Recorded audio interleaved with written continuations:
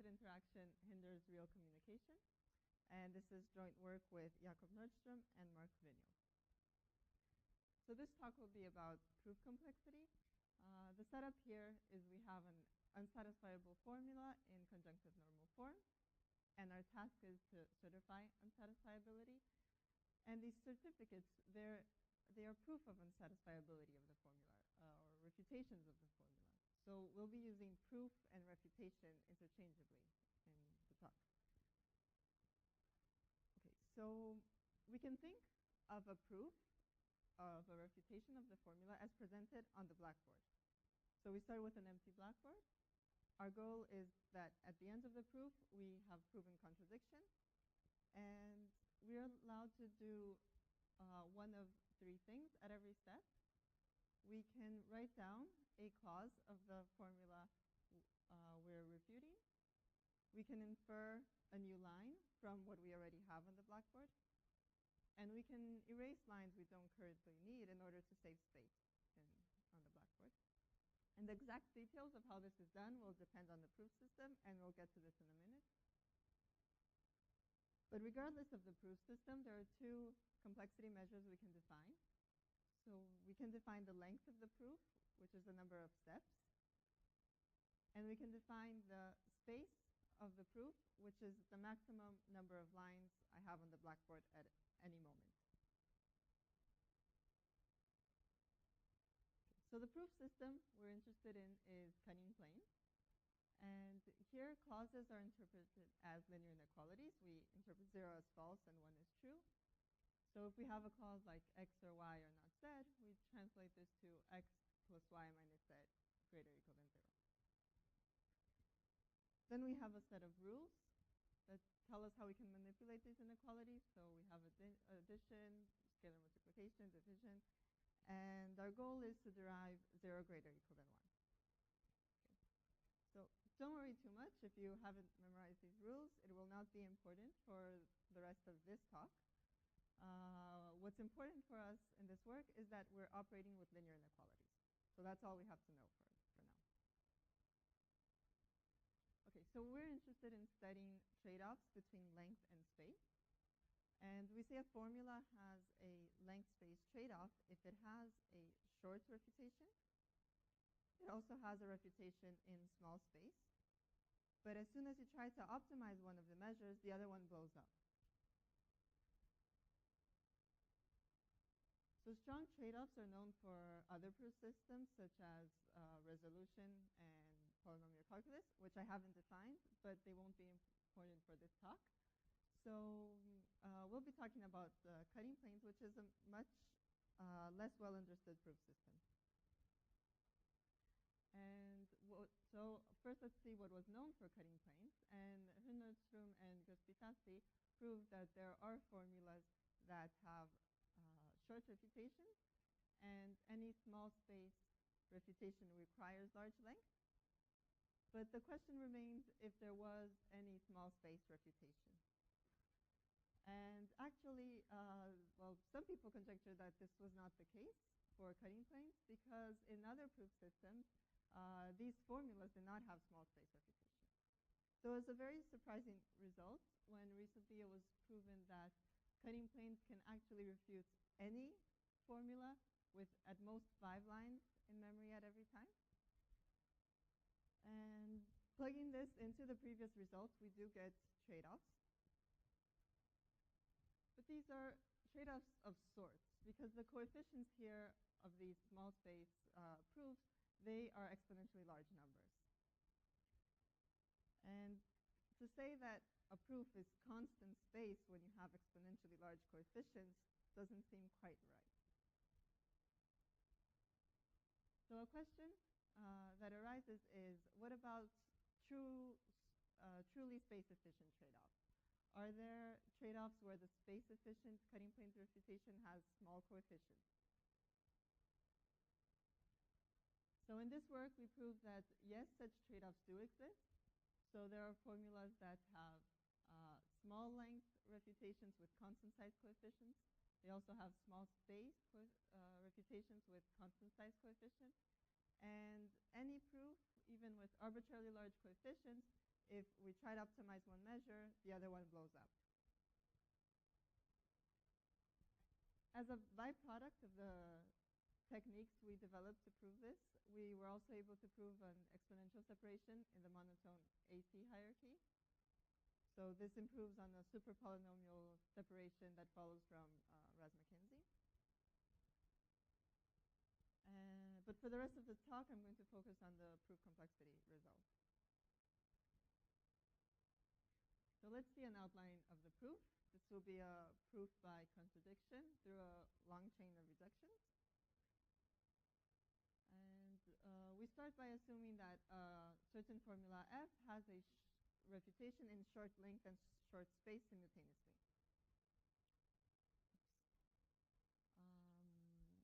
From there, we get a very efficient communication protocol for the clause search problem on this formula, which I'll define in a minute.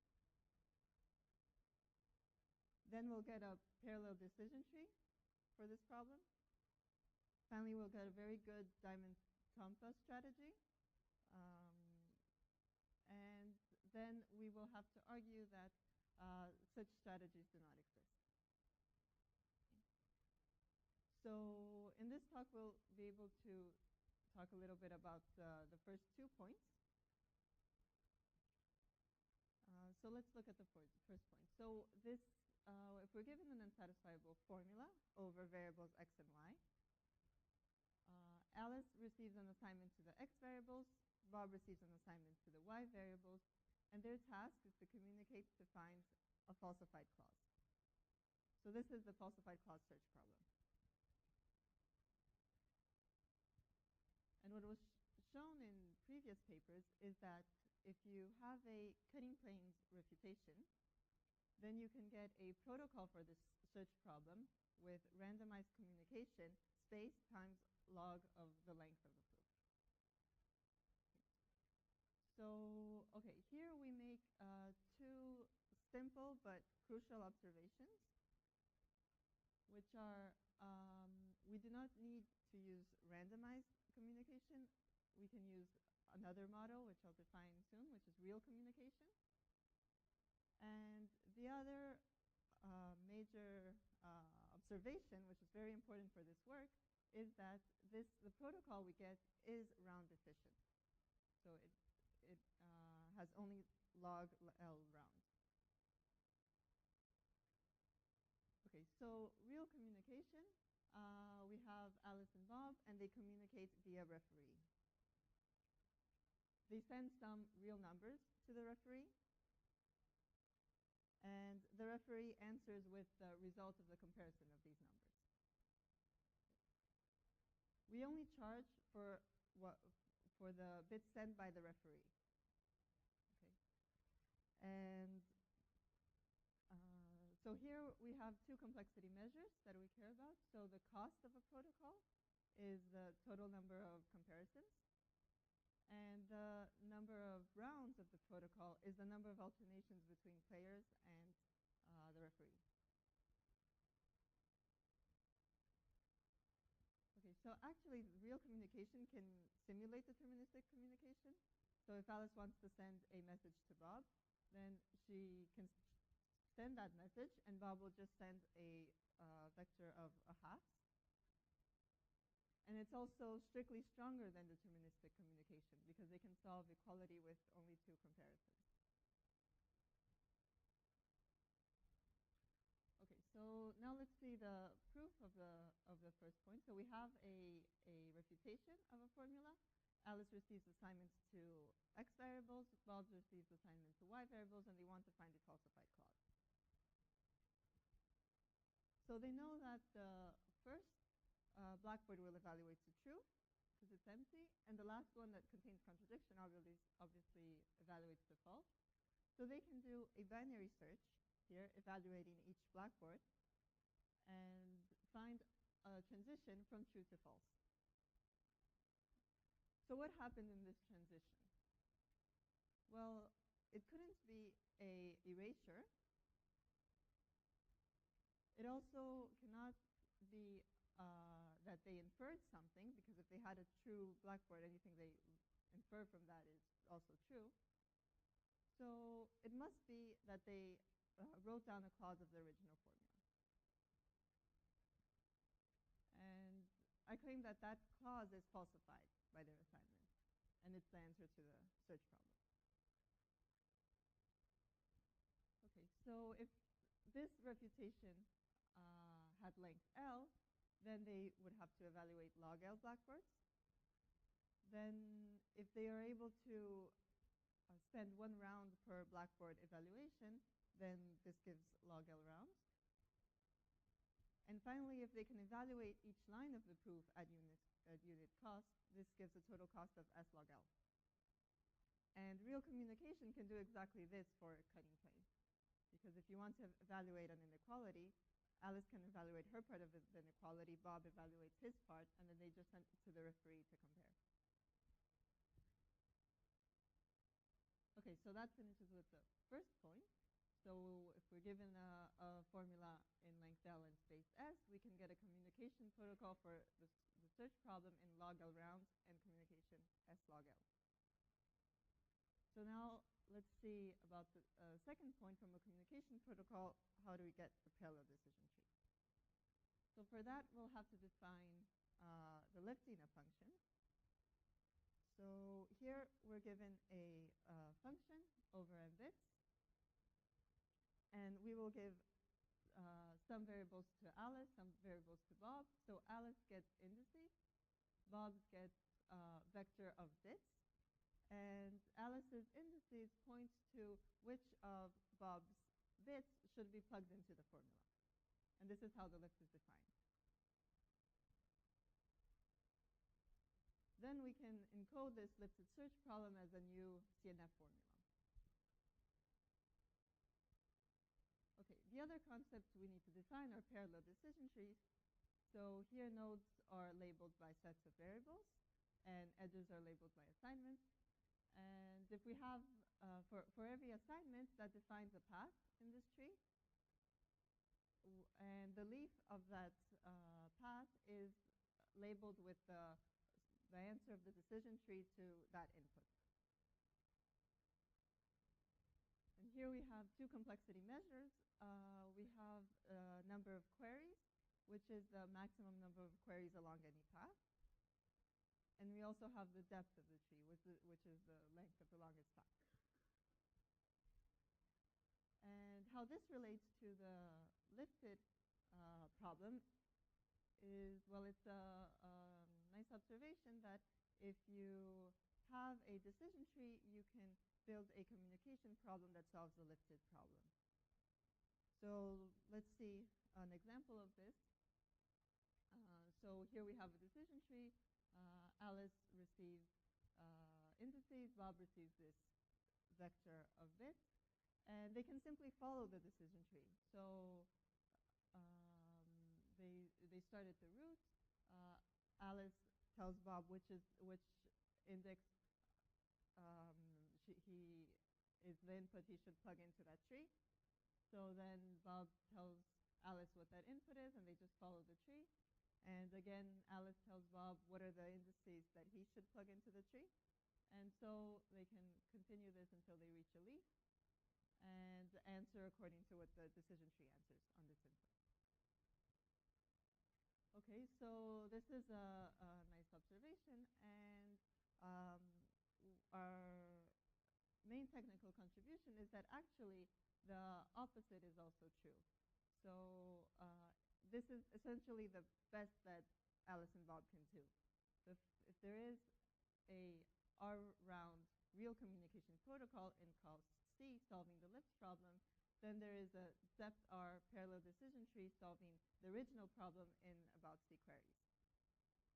And note that the size of the lift we need to prove this is actually polynomials on the size of the input.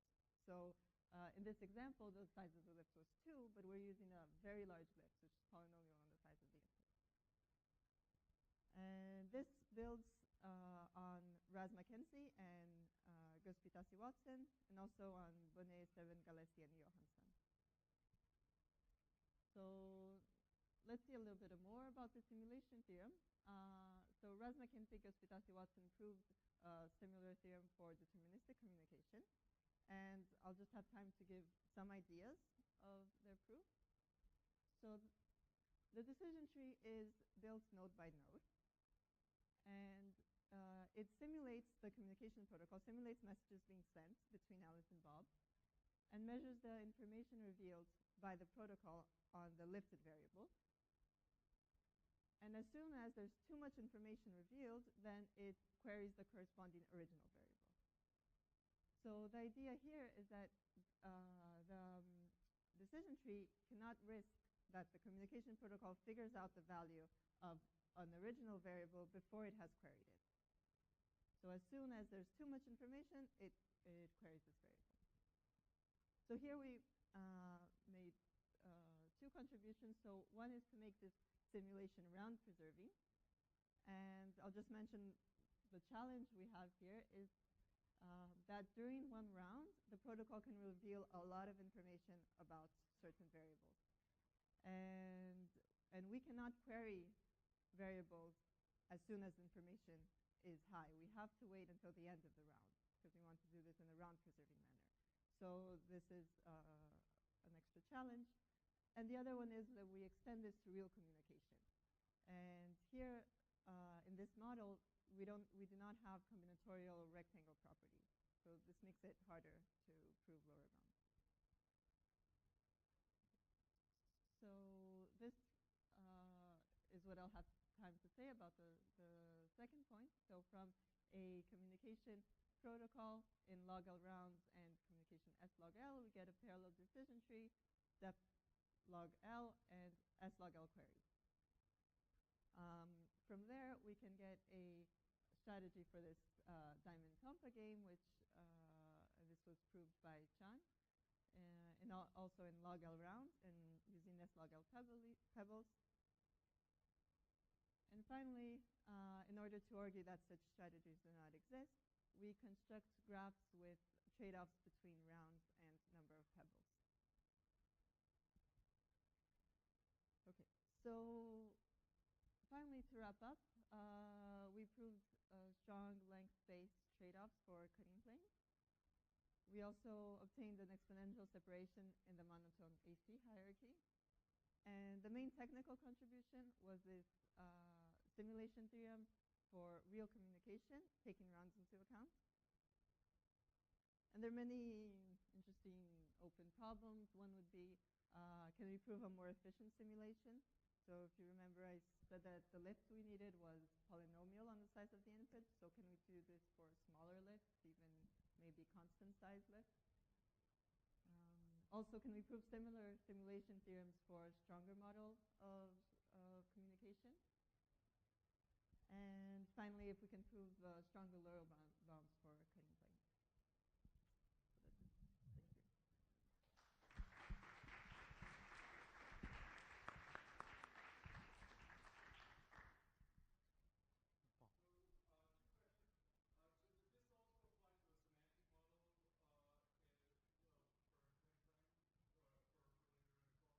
Yes, yes. So actually, we're not taking into account exactly what the rules are. So if we're working with inequalities and we're sound, it applies, yes. And so the second one, does it apply for super linear space bounds? So like n squared space bounds versus n cubed or space bounds? No, I believe not. Space is at most linear.